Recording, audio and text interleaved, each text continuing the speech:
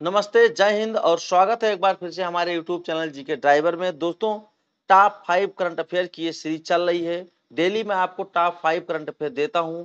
ये 5 current affair आपके 50 question के बराबर रहेंगे और जब कभी भी आप कोई किसी एग्जामिनेशन में बैठेंगे जहां पर करंट अफेयर से प्रश्न पूछे जाते होंगे तो निश्चित ही मेरा पढ़ाया हुआ प्रश्न वहां पर आएगा। आज के जो प्रमुख टॉपिक का मैंने चुनाव किया है उसमें है विश्व शरणार्थी दिवस, reserve bank of India RBI. इसलिए मैंने इसको चुना है क्योंकि पिछले एक महीने के अंतर्गत रिजर्व बैंक ऑफ इंडिया ने बहुत सारे बदलाव किए हैं, तो जरूरी है जब ये चर्चा में है तो हमने इस पे प्रश्न बनाया है। अंतरराष्ट्रीय न्यायालय, यहाँ भी कुछ चीजें लगातार चल रही हैं तो इसलिए यहाँ से प्रश्न बनना आवश्यक है, ठीक है ना। यूनाइटेड नेशन सिक्योरिटी काउंसिल, तो यहाँ से भी क्वेश्चन हमने एक बनाया है आज। और एनर्जी ट्रांजैक्शन इंडेक्स, ये भी अभी जारी हुआ है तो इसे भी प्रश्न बनने की संभावना थी, मैंने इसको बना दिया है, ठीक ना। इससे पहले प्रश्न को शुरू करूं, एक सूचना मैं आपको देना चाहता हूं। मौर्य काल और गुप्त काल से संबंधित हमारी टेस्ट सीरीज चालू है। यदि आपको अपनी प्रैक्टिस करनी है, यदि आपको अपनी जानकारी बढ़ानी है, क्वेश्चन अटेंड करने की लेवल को बढ़ाना है तो मेरे यूट्यूब चैनल पर आइए। यहाँ पर आपको बहुत सारे प्रश्न मिलेंगे और वह प्रश्न मिलेंगे जो बार बार एग्जामिनेशन में पूछे जाते हैं। तो बहुत देर न करते हुए आइए सीधे क्वेश्चन पर चलते हैं। पहला क्वेश्चन आपके सामने है, लिखा है वर्ष 2025 के एनर्जी ट्रांजिशन इंडेक्स में भारत का कौन सा स्थान है। वर्ष 2025 के एनर्जी ट्रांजिशन इंडेक्स में भारत का कौन सा स्थान है? 61वां, 71वां, 81वां, 91वां? बताओ भैया, इसको मैंने पढ़ा था, शायद 71वां होना चाहिए, मे बी सही है। तो इसका सही आंसर क्या होगा? 71वां, 71वां, ठीक है ना। चलिए देखते हैं, 71वां सही है आंसर। उत्तर की व्याख्या सुनिए। वर्ल्ड इकोनॉमिक फोरम कौन जारी करता है इसको? वर्ल्ड इकोनॉमिक फोरम जारी करता है। अब ये रैंकिंग तो इस समय इंपॉर्टेंट है ही है, साथ में आपको ये ध्यान रखना है कि कौन जारी करता है। तो एनर्जी ट्रांजैक्शन इंडेक्स यानी कि ईटीआई कौन जारी करेगा? वर्ल्ड इकोनॉमिक फोरम जारी करता है, ठीक है ना। दुनिया के देशों को ऊर्जा प्रणाली के सतत, सुरक्षित और सुलभ बदलाव के आधार पर रैंक करता है। अच्छा, भारत को 120 देशों में से 71वें स्थान पर उसने रखा है, ठीक। यह रैंकिंग ऊर्जा पहुंच, पर्यावरणीय स्थिरता और आर्थिक विकास जैसे कारकों पर आधारित होती है, ठीक। भारत की स्थिति में सुधार हो रहा है लेकिन अभी भी विकसित देशों की तुलना में इसमें और प्रगति की आवश्यकता है। तो ये बात तो सही है भैया। भारत के पास सबसे बड़ी बात है पॉपुलेशन बहुत ज्यादा है, तो इतनी पॉपुलेशन को लेकर चलने में और इतना जल्दी कवर करने में थोड़ा टाइम तो लगेगा, लेकिन ये है, मुझे विश्वास है कि भारत एक ना एक दिन जरूर कवर कर लेगा और एक सतत ऊर्जा प्रणाली की तरफ जो है एक महत्वपूर्ण जो है कदम हमारा जो चल रहा है उसको जरूर हम लोग प्राप्त करेंगे। चलिए अगला क्वेश्चन देखते हैं। अगला क्वेश्चन है, प्रत्येक वर्ष 20 जून को मनाया जाने वाला वर्ल्ड रिफ्यूजी डे किस वर्ष संयुक्त राष्ट्र द्वारा अपनाया गया? वर्ल्ड रिफ्यूजी डे कब मनाया जाता है? 20 जून को मनाया जाता है। वर्ल्ड रिफ्यूजी कब मनाया जाता है? 20 जून को। देखिए यहाँ पर प्रश्न ही हमने ऐसा बनाया है कि उसमें कई सारे प्रश्न छुपे हुए हैं, ठीक है ना।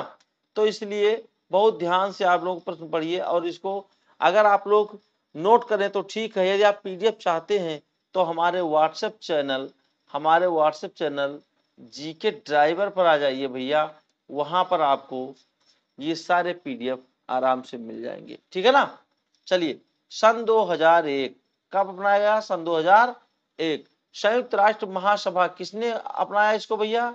महासभा ने वर्ष 2000 में एक प्रस्ताव पारित किया कि 20 जून को पारित किया कि शरणार्थी दिवस के रूप में मनाने का निर्णय लिया। अच्छा, इसका पहला आयोजन 20 जून 2001 को किया गया था, इसीलिए जो है इसको शरणार्थी दिवस के रूप में मनाया गया क्योंकि इसका पहला आयोजन 20 जून को ही हुआ था, ठीक। 1951 को 50वीं वर्षगांठ के उपलक्ष्य में, तो इसके उद्देश्य जो है शरणार्थी की स्थिति, अधिकारों, उनके योगदान के प्रति वैश्विक जागरूकता को बढ़ाना है, तो ये सही है। चलिए, अंतरराष्ट्रीय न्यायालय कहाँ है? अंतरराष्ट्रीय न्यायालय कहाँ स्थित है भैया? विकल्प है आपके New York America, Geneva Switzerland, Hague Netherlands, Paris France. तो कहाँ है? हेग में है। हेग कहाँ है? नीदरलैंड में है। व्याख्या पढ़ता हूँ।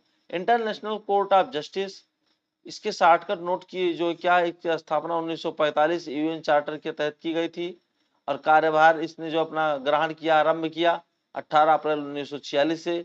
मुख्यालय द हेग नीदरलैंड में है। अच्छा, ये क्वेश्चन मोस्ट इंपॉर्टेंट है। यूनाइटेड नेशंस की एकमात्र संस्था जो न्यूयॉर्क के बाहर स्थित है, बाकी सभी संस्थाएं कहाँ स्थित है?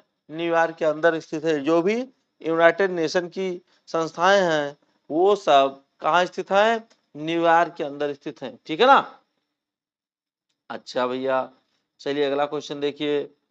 कार्य इसका क्या है? देशों के बीच कानूनी विवाद का जो निपटाना है उसको, ठीक है ना? कानूनी विवाद जो विभिन्न देशों के बीच में होगा उसको निपटाएगा ये। यूनाइटेड संस्थाओं को एडवाइजरी ओपिनियन देना, और जो यूनाइटेड नेशंस की जो संस्थाएं हैं उनको एडवाइजरी ओपिनियन भी देता है। केवल देश देना, ठीक है ना? ये होगा केवल देश पक्ष बन सकते हैं यहाँ पर, व्यक्ति या एनजीओ कोई भी यहाँ पर पक्ष नहीं बन सकता इस कोर्ट में। ये भी ध्यान रखिए, मतलब कंट्री टू कंट्री बात होगी, व्यक्ति या एनजीओ के बारे में कोई बात नहीं होगी। बहुत अच्छी बात है, जानकारी नोट करते रहिए। अच्छा, और कहा यूएन के चार्टर के चैप्टर में कितने में है भैया? ये देख लीजिए 10 और 4 14, 14 नंबर चैप्टर में है। ठीक ना? XIV। अब क्या है? इसके निर्णय का पालन कोई नहीं करेगा तो ये मामला कहाँ चला जाएगा? यूएन सिक्योरिटी काउंसिल को भेजा जाएगा। ठीक। अच्छा, जजों की संख्या कितनी है? 15 जज हैं। इनका कार्यकाल कितना होता है? 9 वर्ष होता है। हर तीसरे साल में 5 का चुनाव होता है। चयन प्रक्रिया क्या होती है यहाँ की? यूएनजीए और यूएनएससी अलग अलग बहुमत से जो है यहाँ बहुमत होगा, उन्हीं का चुनाव होगा। अच्छा, अमेरिका, रूस, चीन, फ्रांस, ब्रिटेन आमतौर पर एक एक जज हमेशा रहते हैं। इन पांचों के आमतौर पर एक एक जज जो है हमेशा रहते हैं। अच्छा, भारत के एक जज जो हुए हैं नागेंद्र सिंह, ये पूर्व अध्यक्ष रह चुके हैं, और दलबीर भंडारी वर्तमान में वहां जज हैं जो भारत की तरफ से हैं। ठीक है ना? तो ये महत्वपूर्ण जानकारी रही है भैया, इसको नोट कर लीजिएगा, आने वाले एग्जाम में आपके लिए बहुत महत्वपूर्ण होगा। आगे चलिए। संयुक्त राष्ट्र सुरक्षा परिषद यूएनएससी में कितने अस्थायी सदस्य होते हैं? उन्हें किस विशेष अधिकार से सुसज्जित किया जाता है? तो होते कितने हैं? 5। और अधिकार क्या है? वीटो शक्ति। चलिए देखते हैं इसके उत्तर को। सही उत्तर 5 सदस्य वीटो शक्ति। इसकी देखिए, यूएनएससी में कुल 15 सदस्य होते हैं। कितना? 15, जिसमें 5 अस्थायी होते हैं, जिसमें अमेरिका, रूस, चीन, फ्रांस, ब्रिटेन। ठीक। और 10 अस्थायी होते हैं, 2 वर्ष के लिए चुने जाते हैं। केवल 5 अस्थायी सदस्यों को वीटो पावर प्राप्त है, जिससे वे किसी भी प्रस्ताव को अकेले ही अस्वीकृत कर सकते हैं, चाहे बाकी सभी देश उसी के पक्ष में हो। यानी भैया, यूनाइटेड नेशंस में शामिल सभी देश यदि किसी बात को एक मत होकर के कह रहे हैं, लेकिन इन पांचों में से कोई एक कह दे कि मैं इस बात को नहीं मानता हूं, तो भैया वो बात कैंसिल मानी जाएगी। ठीक है ना? अगला क्वेश्चन देखिए। भारतीय रिजर्व बैंक आरबीआई की स्थापना कब हुई? इसकी स्थापना किस आयोग की सिफारिश पे की गई थी? तो ये था 1935 हिल्टन आयोग। आप देखिए, चलिए आगे। 1935 हिल्टन आयोग के आधार पर किया गया था। स्थापना 1935 में हुई। आयोग कौन सा? हिल्टन। 1 अप्रैल 1935 को की गई थी भारतीय रिजर्व बैंक की स्थापना। लेकिन अगर पूछे किस अधिनियम के तहत की गई थी, तो 1934। याद रखिएगा, इसमें कई क्वेश्चन छिपे हैं। 1 अप्रैल 1935 को इसकी स्थापना हुई। ठीक। आयोग कौन सा है? हिल्टन आयोग है भैया, हिल्टन आयोग। ये हिल्टन, अच्छा, इसका अगर पूछेंगे तो ये 1926 से संबंधित है हिल्टन आयोग। और किस अधिनियम के तहत स्थापना की गई थी? अधिनियम यदि आपसे पूछता है तो 1934 लगाना है आपको, ठीक ना। चलिए, हाँ, 1 जनवरी 1949 को इसका राष्ट्रीयकरण किया गया, ठीक। आरबीआई भारत का केंद्रीय बैंक है।